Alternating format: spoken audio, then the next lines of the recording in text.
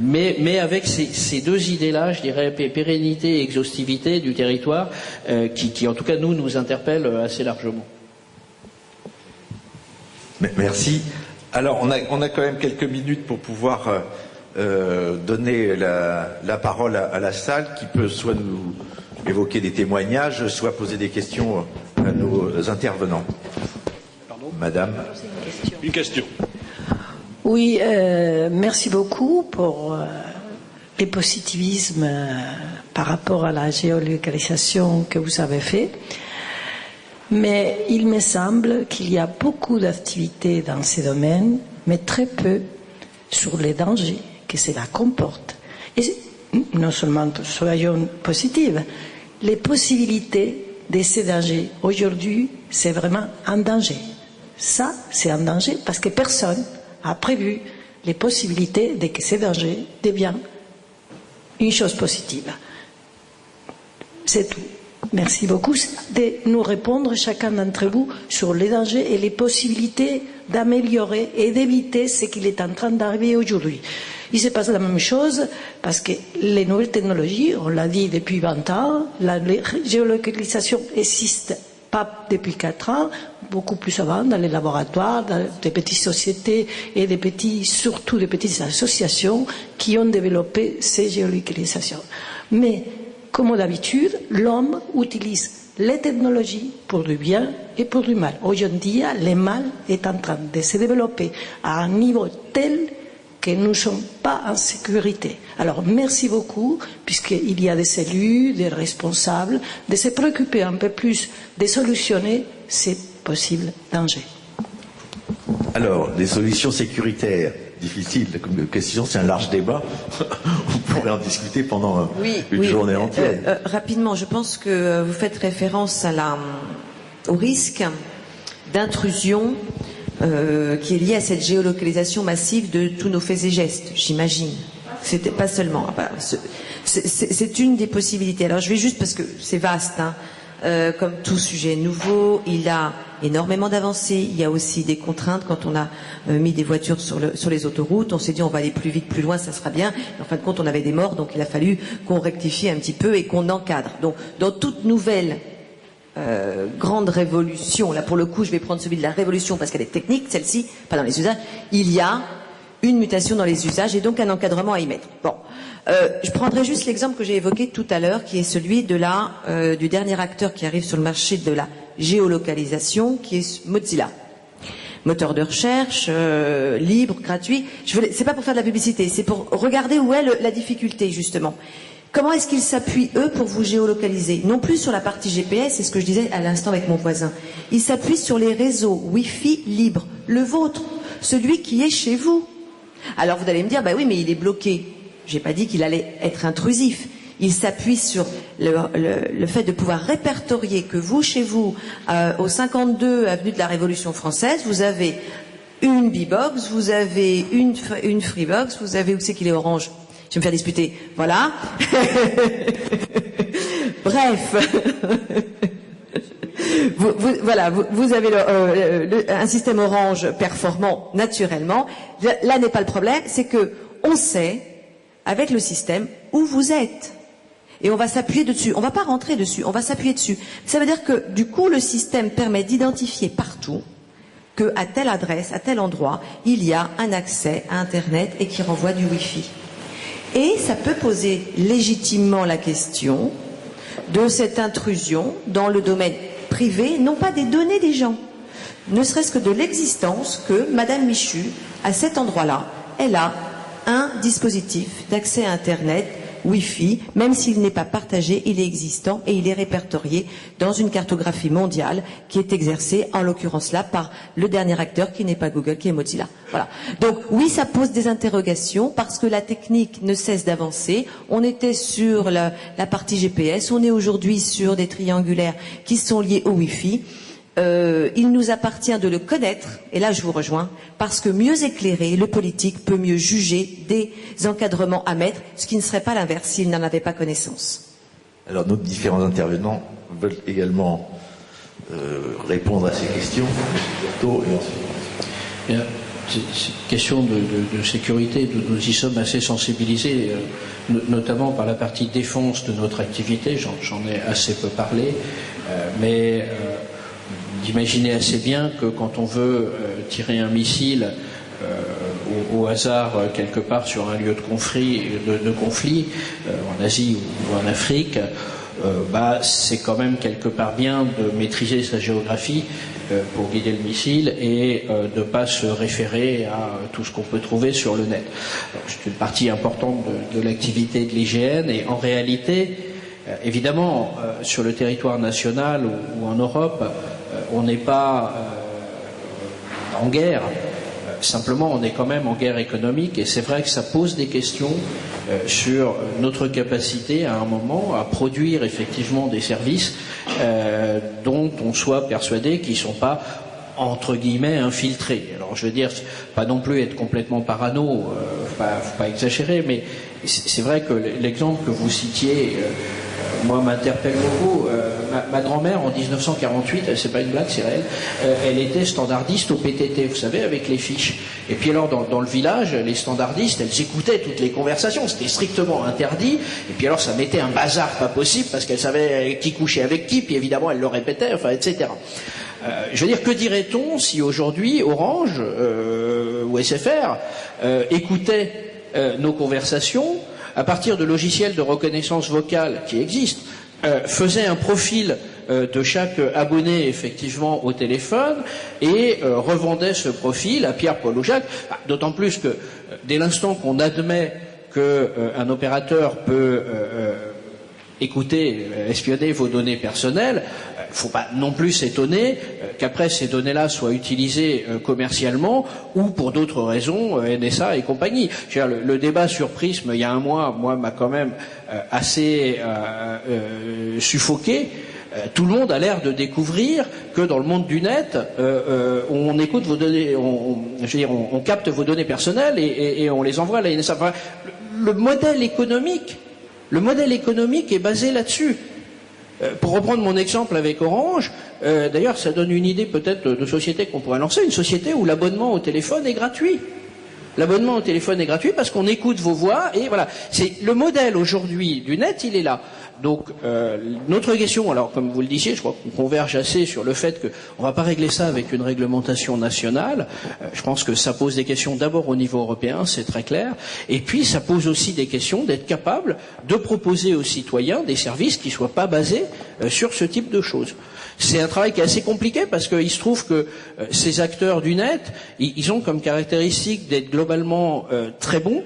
Une boîte comme Google, on citait, mais Mozilla c'est pareil, c'est des boîtes qui mettent à peu près chaque année 40 ou 50% de leur budget en R&D. Enfin, faut se rendre compte de ce que ça représente. Qui ont su travailler sur l'expérience utilisateur, sur les algorithmes. Enfin, la réalité derrière, c'est qu'il y a quand même une richesse scientifique et technique, une richesse en marketing qui est très très fort. Et je pense que la seule façon effectivement de s'en sortir, ça sera d'essayer de proposer effectivement des alternatives aux citoyens. Monsieur Lieb. Oui, alors effectivement, donc la géolocalisation se fait par le biais des réseaux Wi-Fi libres, et outre le GPS, enfin, donc les réseaux de signal satellite, si le smartphone est équipé d'une puce GPS ou l'ordinateur. Un ordinateur qui ne dispose pas d'une puce GPS peut néanmoins être géolocalisé par son adresse IP. Et donc on peut savoir dans quelle ville vous habitez et carrément dans quel quartier même de la ville vous habitez, puisqu'on vous situe par rapport au central quelque part. Hein, voilà, c'est donc à votre centrale de raccordement. Donc on sait que vous habitez dans telle zone géographique et donc on va vous proposer des publicités ciblées, etc.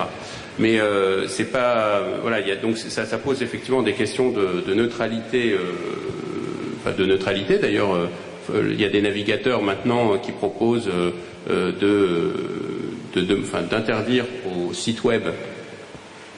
Ça part de la bonne volonté ensuite des sites web, hein, de suivre la demande ou pas. D'interdire de suivre la localisation. mais ce sont des choses qui se font sans problème. Voilà, donc c'est une petite précision que je voulais apporter. Alors, y a-t-il d'autres questions ou d'autres témoignages? Alors, Jean-Yves. Jean-Yves Feltès, président du CAREP et par ailleurs avocat.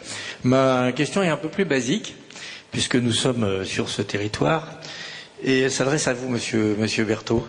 Vous avez dit quelque chose qui, au nom des entreprises que j'assiste, va être intéressant. Je voudrais savoir un petit peu plus. Vous avez dit, on est en train de préparer un incubateur de projet pour industrialiser ce qui sort des laboratoires de recherche. Donc, comment vous voyez les choses?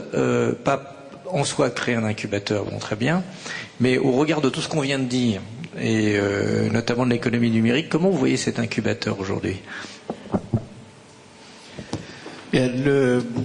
L'IGN, c'est une équipe de recherche d'un peu plus de 100 personnes, 70 chercheurs, très bien cotés et très bien évalués par l'ARS, dans nos domaines effectivement de compétences, qui sont à la fois tous les algorithmes effectivement de traitement de données géographiques, le traitement d'images, la géodésie, bien évidemment.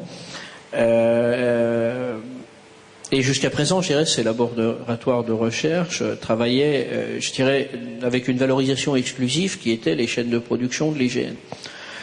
On s'est rendu compte que c'était un petit peu dommage que quand on travaillait sur la fabrication d'une caméra numérique, par exemple, pour acquérir des données, bon, c'est très bien, cette caméra numérique, elle équipe les avions de l'IGN, elle était, quand elle est sortie il y a 3 ou 4 ans, un petit peu en avance sur ce qui se faisait dans le marché, sauf qu'on n'a pas pris de partenaire industriel pour la valoriser. Quand on produit un certain nombre d'algorithmes, un certain nombre de méthodes de calcul, bon, il y a ceux qu'on utilise à l'IGN et puis il y en a beaucoup qui restent dans les labos de recherche. Donc ça nous a amené à vraiment réorganiser un petit peu les choses en matière d'activité de recherche à l'IGN avec cette double idée de dire, il faut effectivement qu'on bâtisse des partenariats industriels importants. Donc sur l'ensemble de nos projets de recherche, on se pose la question de la valorisation, etc. Et puis derrière, on se dit que quelque part, si on souhaite que des services se développent autour de données, faut qu'on soit capable d'accueillir des entreprises qui ont envie de développer des services. Alors, on va pas faire un incubateur d'entreprise parce que c'est pas notre métier. Je veux dire, l'IGN, il n'est pas là pour assurer le développement économique. Par contre, ce qu'on pense, c'est soit des gens qui ont des idées, soit des entreprises qui ont des projets sur le traitement de données. On peut les accueillir chez nous 6 mois, 1 an, pour les aider à développer leurs projets, pour mettre à disposition effectivement tout ce qu'on a en matière de recherche, etc.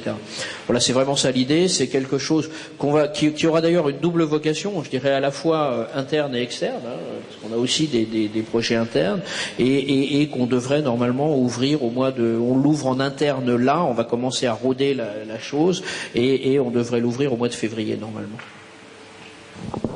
Alors, je vois qu'il y a encore une question. On va prendre une dernière question parce que ensuite je repasse la parole à Monsieur Rouchès qui présentera Monsieur Xavier Thauvin.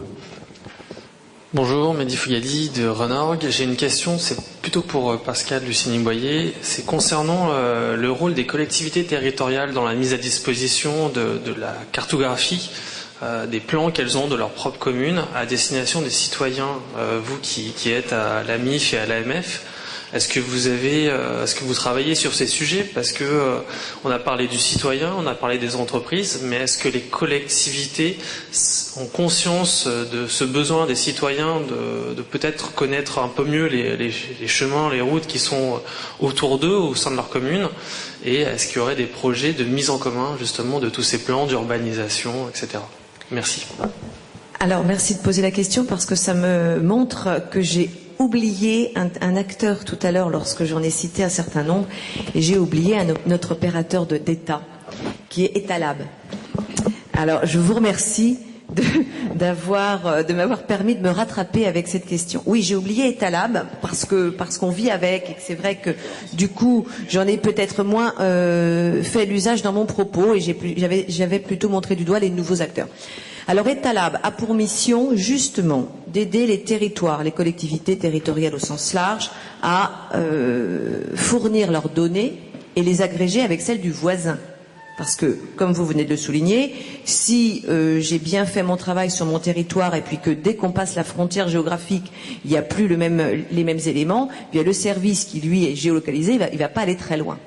Donc l'idée d'Etalab est de donner au tissu économique, aux citoyens, une donnée brute, non exploitée, donc ça n'est pas un service, c'est une donnée brute, non exploitée, qui a été collectée par le territoire. Elle n'est pas que géographique au sens tel, ça peut être bien sûr l'ensemble des boulangeries, ça peut être l'ensemble des